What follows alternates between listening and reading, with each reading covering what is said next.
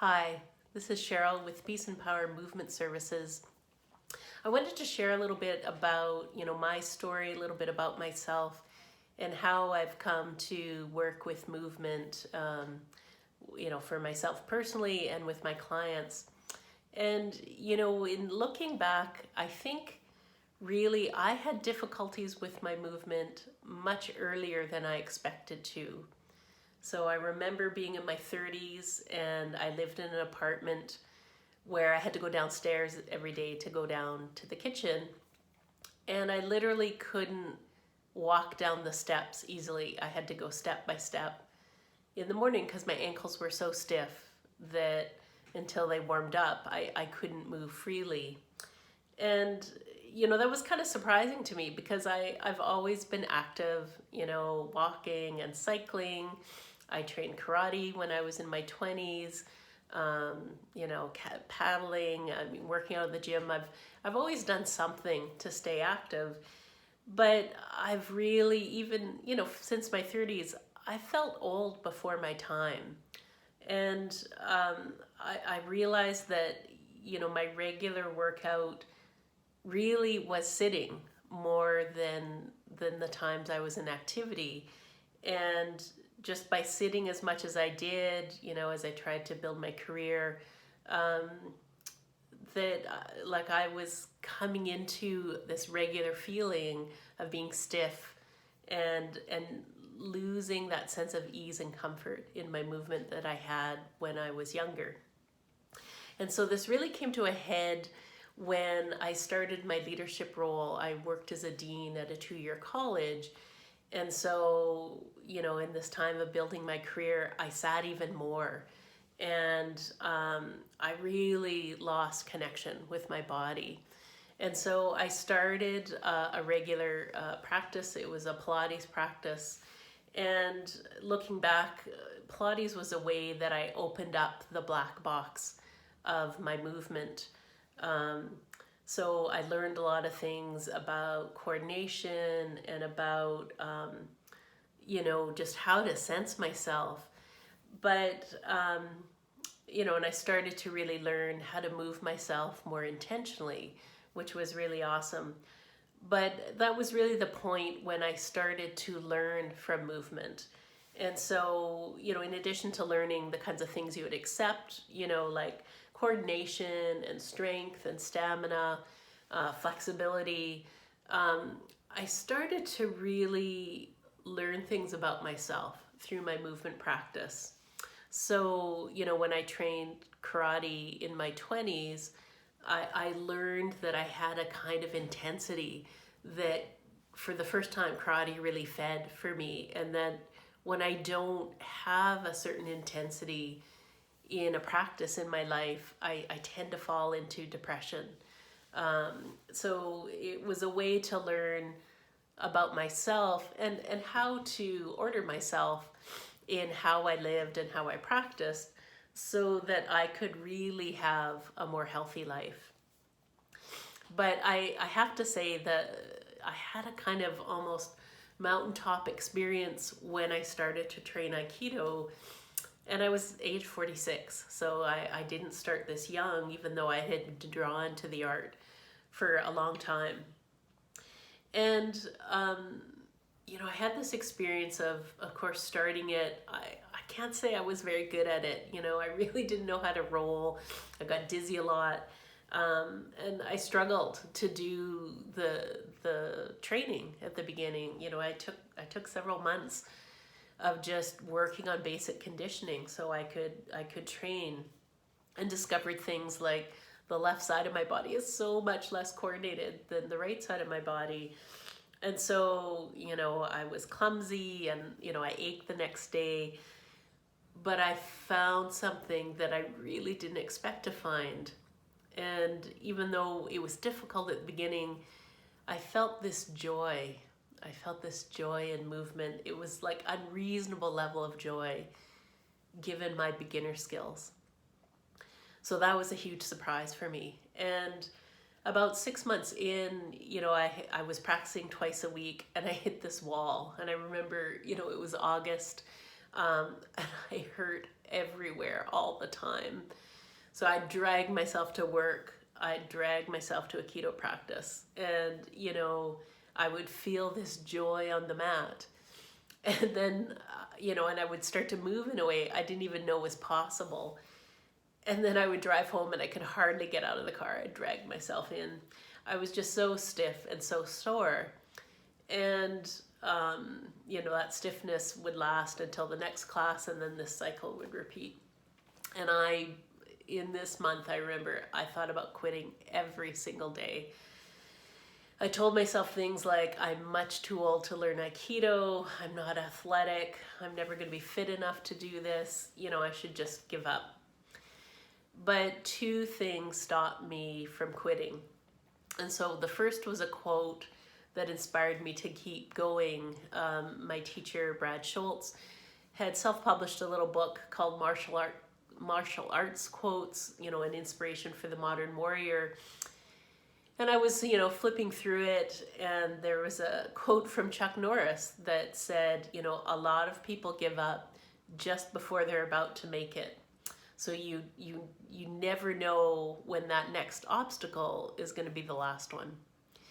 And so that kept me going. And the second was, you know, I've got a pretty healthy inner critic voice in my head, was that inner critic voice that just said to me, so if you stop now, what are you going to do? Just get old? You know, you're 46. So I pushed through. And then one day in September, all that daily pain just left. And so I went back to the kind of usual soreness you'd expect when you use your muscles fully. But that ended up being a huge threshold for me coming into my Aikido practice. And I really found that Aikido, you know, as a movement practice, can deeply change you when you do it consistently. And so that really was a threshold experience of crossing into a new kind of personal movement practice that had real impact. And that could easily be the end of my story. You know, I train still. I'm in the runway up to train for my black belt. And, you know, I've had practice plateaus, I've had injuries. I had a good almost 2 years of plantar fasciitis, and I'm still working through a small tear in one of my Achilles tendons. You know, these kinds of things happen with an ongoing practice. And so I'm conscious that often people, when they achieve their black belt, they quit. They've hit a kind of personal threshold, and they've hit that achievement, and then they're done. And they leave the practice. But I see that, in fact, I'm crossing another threshold. I'm in the runway to cross another threshold. And this is a much more potent transition. It's one from practice to path. And so what do I mean by that? You know, there's a few ways I could describe that. I think it's a transition from, you know, learning to do the basics, right? How to do the techniques well, and a threshold to learning to express Aikido as a really living, moving art. It's a commitment to practicing not just at the dojo, but in my life every day, and making that commitment. And it's a commitment to really understanding more deeply not just how to do the techniques, but how they work, what makes them work, what's underneath this form of what we practice. And so all of those kind of transitions are true for me. But I think the truest thing I can sense as I'm crossing this threshold from practice to path is embracing more fully the transformation that's possible with this kind of consistent and long-term practice. You know, I'm definitely on the 10-year plan, you know, that after 10 years of practice to come into my black belt. And so even with all the years of practice, I hadn't really stepped into the agreement that I would let my practice change me. And so this transition is taking me on a path that I didn't know that it existed, or what it was about. But it has been one that I've deeply desired for a long time in my life. And so it feels like several things at once.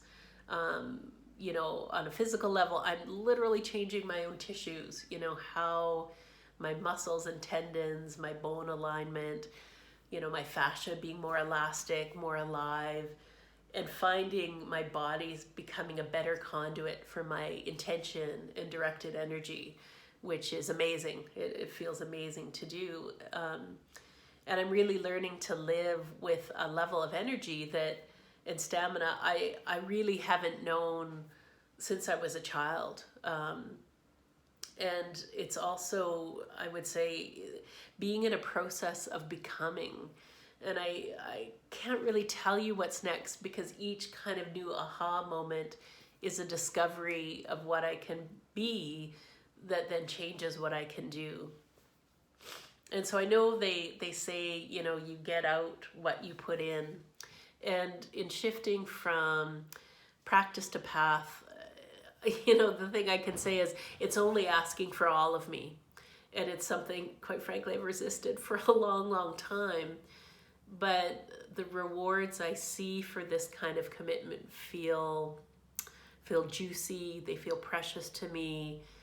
And, I feel myself growing a greater sense of like an unflappable calm that happens on the mat and increasingly is happening in my life. And, what it means to learn to connect from within with a power and a strength that's way less about, how hard my muscles are, and much more about me being a connected being on the ground that's supported and in greater harmony with the earth. And years ago when I first started my coaching practice, I used to have this tagline on my email that said, become yourself and go all the way with that. And I can see that I'm transitioning onto a path that's just having me live that in whatever way is next in front of me. So I hope this gives you a little taste about what I'm about and my journey with movement and what it's meant to me. And it'd be great to hear from you about your practice, your path, and connect as two human beings who are living in movement. Take good care.